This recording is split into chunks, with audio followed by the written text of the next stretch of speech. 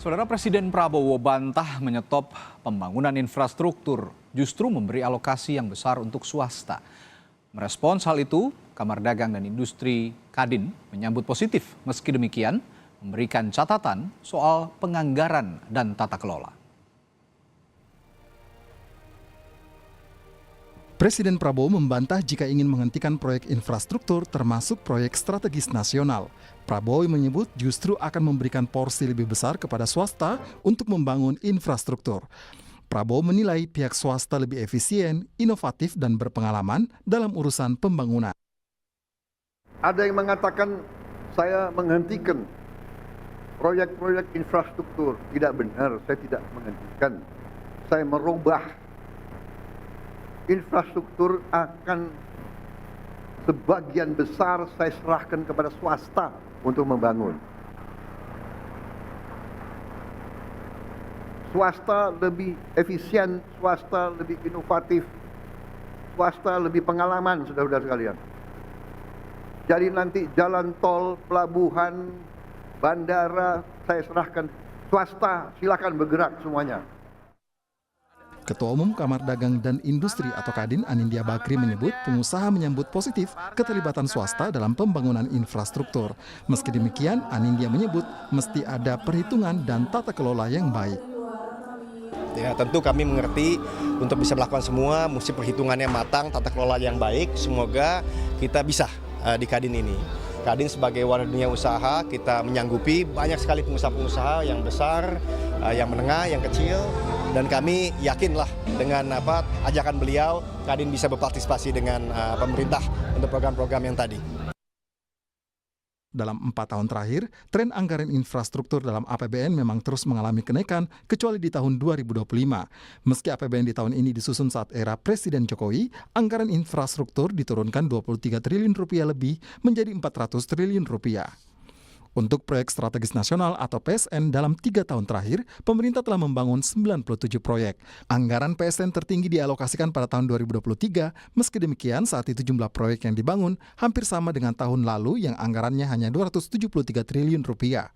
Dengan anggaran infrastruktur 400 triliun rupiah lebih pada 2025, pemerintah menargetkan sejumlah proyek terbangun, di antaranya ada rumah susun 3.000 unit lebih, sekolah 80 unit, jalan tol sejauh 207 km, ada juga jalan nasional sepanjang 159 km, dan ada juga bandar udara di 5 lokasi baru. Presiden Prabowo mengeklaim pertimbangan tepat waktu dan pertumbuhan ekonomi menjadi alasannya mendorong swasta ikut membangun infrastruktur. Meski demikian, Prabowo belum merinci skema kerjasama yang akan diterapkan jika swasta ikut membangun infrastruktur. Tim Liputan, Kompas TV.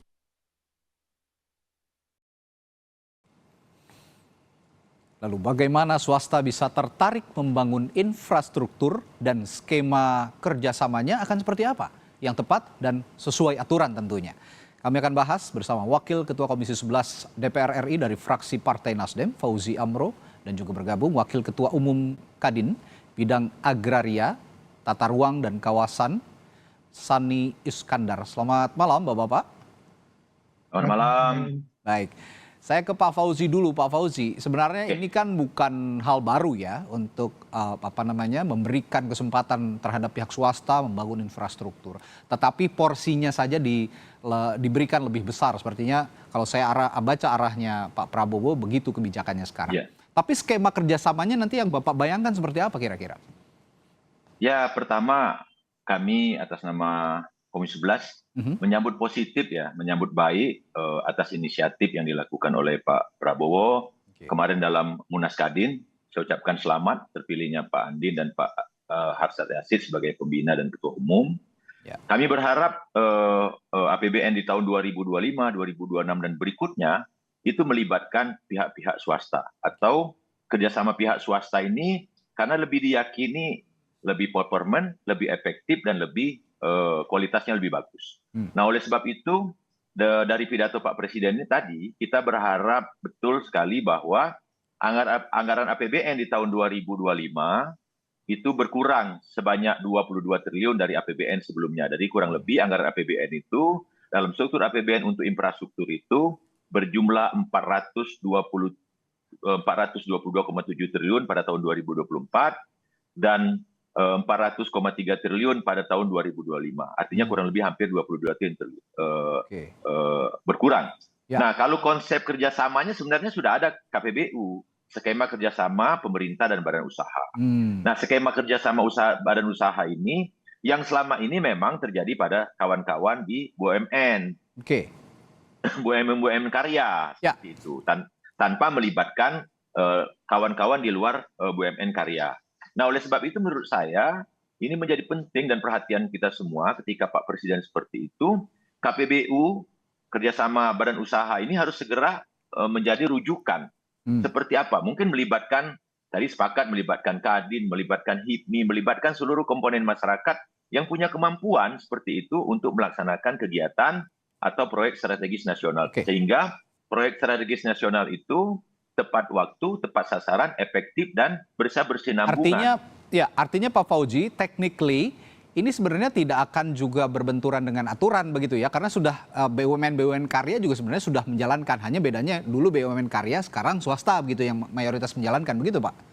Iya, kalau saya sih tinggal di sharing saja ya, sharing aja. Kemampuan BUMN pasti punya kemampuan finansial yang cukup, gitu. Kita akui bersama gitu loh. Tapi kan tinggal skala prioritas saja. Mana yang diprioritaskan untuk karya, mana yang diprioritaskan untuk swasta, seperti itu. Dan apa yang disampaikan Pak Prabowo tadi, kalau menggunakan swasta, itu lebih efektif dan efisien. Dan tepat waktu, kualitasnya juga lebih bagus. Nah, dengan pengalaman-pengalaman seperti itu, maka Pak Prabowo pengen kualitas dari pembangunan infrastruktur itu, termasuk PSN tadi, bisa dirasakan oleh masyarakat. Jangan seperti pembangunan tol kemarin yang MBS seperti itu, kan ada kasus korupsi dan seterusnya.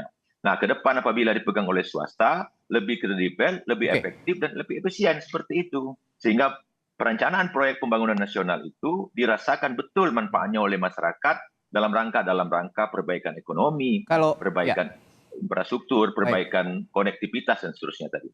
Pak Fauzi, saya menggarisbawahi kata Anda tadi soal efisiensi. Apakah ini artinya selama ini tidak efisien juga di bawah BUMN karya? Apakah cenderung ke pemborosan anggaran atau seperti dengan hasil yang tidak optimal atau bagaimana yang Anda garis bawahi soal efisien ini? Nah, kalau saya menggarisbawahi bahwa banyak temuan-temuan daripada BPK terhadap badan usaha milik negara khusus yang karya. Nah, temuan-temuan mulai dari Hutama Karya, Waskita Karya, semua setiap laporan audit internal dilakukan oleh BPK. Kami kan kebetulan Komisi 11 bermitra juga dengan BPK. Kami setiap kali mereka minta PMN, penyertaan modal negara, kami harus pertama memastikan betul temuan dari BPK itu sudah diselesaikan. Kalau tidak diselesaikan temuan BPK, maka Komisi 11 tidak mau menyetujui PMN yang diberikan oleh pemerintah. Nah, oleh sebab itu, semakin banyak temuan-temuan ini, mungkin Pak Prabowo 5-10 tahun terakhir mengevaluasi, nah mungkin porsinya dibagi seperti itu. Tidak semuanya pada swasta, masih juga terhadap BUMN yang karya tadi sifatnya. Kalau saya lihat juga memang pernyataan Pak Prabowo tidak seluruhnya tapi mayoritas kepada swasta dan sebagian kecilnya mungkin nanti akan dikelola oleh BUMN karya. Tapi saya juga punya catatan dari kalimat yang diutarakan oleh Mas Anindya Bakri sebagai Ketua Umum Kadin yang baru, Pak Sani. Ini kata Ketua Umum Kadin perlu penganggaran dan tata kelola yang baik. Nah, sejauh ini memang ada masalah apa di penganggaran dan persoalan tata kelola di Kadin? Ya, gini, tata kelola itu bagi kami sebagai pelaku usaha di dunia swasta itu memang sangat penting sekali ya. Di dalam good corporate governance itu memang itu menjadi sesuatu yang memang wajib akan diikutin. Apalagi kalau ini yang terkait dengan multinational company ya, asing-asing dan segala macam itu. Jadi ya seperti kita ketahui bicara tentang tata kelola, ini kan kalau kita mau bangun, jangankan bangun yang infrastruktur yang strategis atau yang untuk kepentingan publik yang syarat dengan berbagai macam kompleksitas masalah-masalah yang berhubungan dengan sosial, kepentingan. Ya, jadi ini lebih bicara terkait dengan yang kita khawatirkan itu adalah hambatan-hambatan di dalam rumitnya masalah-masalah perizinan. Perizinan itu yang sering jadi hambatan memang ya. Ya, jadi memang ya mulai dari masalah yang terkait dengan dari sisi tata ruangnya, pembebasan lahan ya. Belum nanti persetujuan AMDAL-nya, belum terkait dengan izin bangunannya dan segala macam. Itu kan sangat kompleks sekali dan seringkali kami-kami ini yang di swasta termasuk teman-teman yang di BUMN ini dihadapkan pada hal-hal yang sifatnya ketidak ada kepastian. Jadi kepastian ini kalau yang hal-hal tadi saya sebutkan itu kepastian baik yang terkait dengan kebijakan di dalam perizinan maupun yang terkait dengan kepastian dalam penegakan hukum. Oke. Karena di dalam proses pembangunan sebuah proyek infrastruktur yang besar, wah itu menghadapi berbagai, mohon maaf, misalkan ormas-ormasnya, aparatnya dan segala macam Ya, itu ya. bukan Itu sering sesuatu kali terjadi. yang sederhana itu. Ya.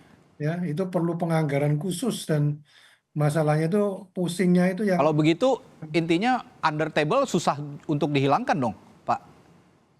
ya hal-hal yang sifatnya berhubungan dengan under table atau Ah, apapun ya pungli dan sebagainya ini kan ah. memang yang selalu masih menjadi penyakit lah di Republik ini. Jadi memang justru melalui yang sebelumnya ya dengan Omnibus Law, Undang-Undang Cipta Kerjanya dan segala macam itu kan sebetulnya untuk memberantas seperti itu. Tapi dalam peraturan-peraturan pelaksanaannya dan implementasinya itu kan memang nggak semudah itu. Hmm. Ya, jadi memang ini yang kalau dikatakan bahwa ada hambatan atau apa jenisnya seperti apa itu kami katakan tadi yang masalah yang berhubungan dengan masalah-masalah apa rumitnya Ya. daripada birokrasi perizinan dan masalah-masalah penegakan hukum. Ya, ini tonnya Pak Sani sebenarnya agak apa ya, mengkhawatirkan hal-hal seperti itu masih bisa dijumpai meskipun sekarang pengelolaan infrastruktur sudah mayoritas diberikan kepada pihak swasta. Tapi kalau melihat tadi kalimatnya Pak Fauzi soal efisiensi gitu, dengan menekan anggaran infrastruktur, sepertinya kalau dari swasta kurang lebih bisa ditekan hingga 22 triliun katanya tadi. Apakah misi ini bisa tercapai kira-kira Pak Sani? Ya, tentunya harapannya seperti itu ya, karena memang mengapa pemerintah juga mengajak swasta, karena memang ya pemerintah sendiri kan memiliki keterbatasan daripada anggaran. Oke.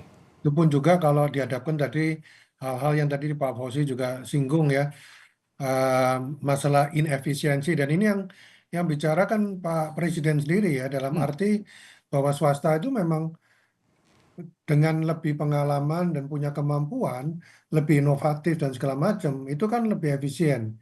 Tadi kan ditanyakan ke Pak Fauzi juga, apakah dengan demikian pemerintah atau proyek-proyek yang dilakukan oleh dari teman-teman BUMN kurang efisien? Mungkin bedanya gini, kalau kami di swasta, itu kalau mengerjakan satu proyek tertentu, itu pokoknya nggak ada cerita itu bahwa itu tidak sustain ya, tidak memberikan satu manfaat lebih. Jadi dalam arti itu nggak boleh memang terjadi kerugian. Nah, Karena kalau ini. swasta kita rugi ya udah betul-betul ya kita tutup gitu ya. Tapi mohon Ya. maaf kalau di pemerintah kan mungkin masih apa ditambah sana sini lah Ya, anggaran ya. nanti minta Pak Fauzi lagi lah Nah, dalam itu ya itu bedanya gitulah. Pak Sani, tadi ngomong-ngomong soal kerugian, saya punya pertanyaan lain. Hitung-hitungan swasta kan pasti terkait kembalinya nilai investasi, termasuk keuntungan. Jika diajak apa saja, jika memang ini nanti diajak dalam proyek infrastruktur, apa saja skema yang akan diajukan kira-kira untuk mempertahankan nilai investasi yang berujung pada keuntungan? Ya bagaimanapun pasti swasta akan mencari profit gitu kan?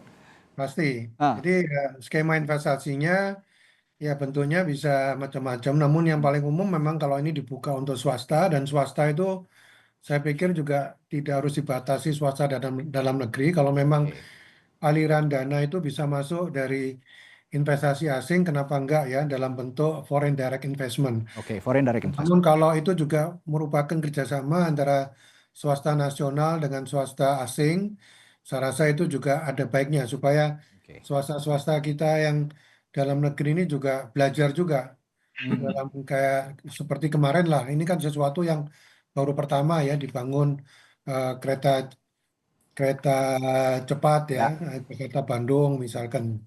Ya, jadi hal-hal yang seperti itu memang kita nggak bisa pungkiri, kita membutuhkan apa proses pembelajaran memang dari para pemain-pemain infrastruktur kelas dunia lah. Jadi skema foreign direct investment masih jadi primadona lah ya, jika nanti memang proyek-proyek infrastruktur ini mayoritas dikelola oleh pihak swasta. Pak Fauzi, Oke, Menurut Anda, kalau melihat anggaran tadi yang ditekan begitu ya untuk infrastruktur, bahkan tadi Anda menyebut sampai 22 triliun. Nah, menurut Anda ini karena memang anggarannya dialihkan untuk program-program prioritas atau bagaimana kalau melihat pernyataan yang dinyatakan oleh Presiden Prabowo? Ini kan anggaran di tahun 2025 Ya. yang diketok palu 2024 kemarin. 2024 ketok palu, 2025 pelaksanaan. Kami menyadari bahwa harus ada ruang fiskal di zaman Pak Prabowo ini. Waktu itu kan zaman Pak Jokowi 2024-2025. Ya. 2025 Pak Prabowo belum mengetuk anggaran apapun. Dia melanjutkan anggaran yang sudah diketuk bersama-sama antara pemerintah dan DPR lewat APBN tahun 2025. Dan di tahun 2025 kita melihat memang kita berharap waktu itu, waktu penyusunan APBN itu harus ada ruang fiskal kepada Pak Presiden yang terpilih untuk melaksanakan visi misinya. Dan alhamdulillah waktu itu sudah masuk hampir 112 triliun. Salah satunya adalah makan bergizi gratis. Itu kurang lebih 71 triliun. Pembangunan sekolah, SD, SMP itu kurang lebih hampir 20 triliun. Pengobatan gratis itu kurang lebih hampir 20 sampai 150 miliar sampai 200 miliar. Ketahanan pangan di tingkat kabupaten kota itu sudah masuk juga anggaran sekitar 120 sampai 130 miliar. Ya. Nah, kurang lebih totali visi misi Pak Prabowo itu sudah masuk di angka 115 sampai 120 triliun di alam APBN 2025. Nah, kita berharap dengan APBN 2026 nanti, visi misi Pak Prabowo ini akan maksimal dilaksanakan dan pemerintah membuka ruang fiskal yang besar seperti itu. Nah, ketika membuka ruang fiskal yang besar ini hampir tidak bisa dipastikan lagi, Pak. Karena apa? Penambahan pajak kita itu sudah maksimal. Sudah maksimal, ya. Ketika kenaikan PPN 12% itu dibatalkan. Potensi kita dapat 100 triliun itu dibatalkan. 75 sampai 1 triliun. Sekarang balik 35 triliun. Nah, harapan kami Pak dengan swasta ini tidak menggunakan APBN. Gitu. Mereka modal sendiri seperti itu. Modal sendiri, pembiayaan sendiri sehingga APBN yang ada tadi bisa digunakan untuk melaksanakan visi misi Pak Prabowo. Ya, program-program prioritasnya yang lain bisa terjalan dengan baik. Nah, terakhir saya ke Pak Sani lagi. Pak, singkat saja. Dari sisi sektornya, infrastruktur ini kan tentu saja ada subsektornya lagi nanti. Lebih menarik menurut pihak swasta apakah di jalan, infrastruktur jalan, jembatan, tol, bandara, pelabuhan atau yang mana, Pak? Saya pikir terbuka untuk semuanya. Semuanya karena terbuka. di semua jenis infrastruktur tersebut itu saya rasa pasti dari pihak swasta ada pemain-pemain atau champion-championnya lah. Iya, di subsektor masing-masing itu ada championnya ya? Ya, dan itu kalau terbuka, jadi ini khususnya dalam proses tendernya, itu memang betul-betul harus dilakukan secara profesional dalam rangka yang tadi, untuk mendapatkan yang paling efisien, yang paling bisa menghasilkan suatu infrastruktur yang terbaik. Jadi ya silakan aja seluruh pemain dunia diundang aja. Sekarang swasta jadi harapan baru bagi masyarakat Indonesia untuk mengembangkan proyek infrastruktur. Tentunya intinya nanti goals-nya adalah untuk meningkatkan perekonomian dan target pemerintah juga untuk meningkatkan pertumbuhan ekonomi sebesar 8% di 2025 ini bisa tercapai. Baik, terima kasih Wakil Ketua Komisi 11 dari fraksi Partai Nasdem, Pak Fauzi Amro, dan juga Wakil Ketua Umum Bidang Agraria, Tata Ruang dan Kawasan, Kamar Dagang dan Industri, Sani Iskandar, berbagi perspektifnya malam hari. Sehat selalu, sampai jumpa lagi Bapak-Bapak. Sama-sama. Baik.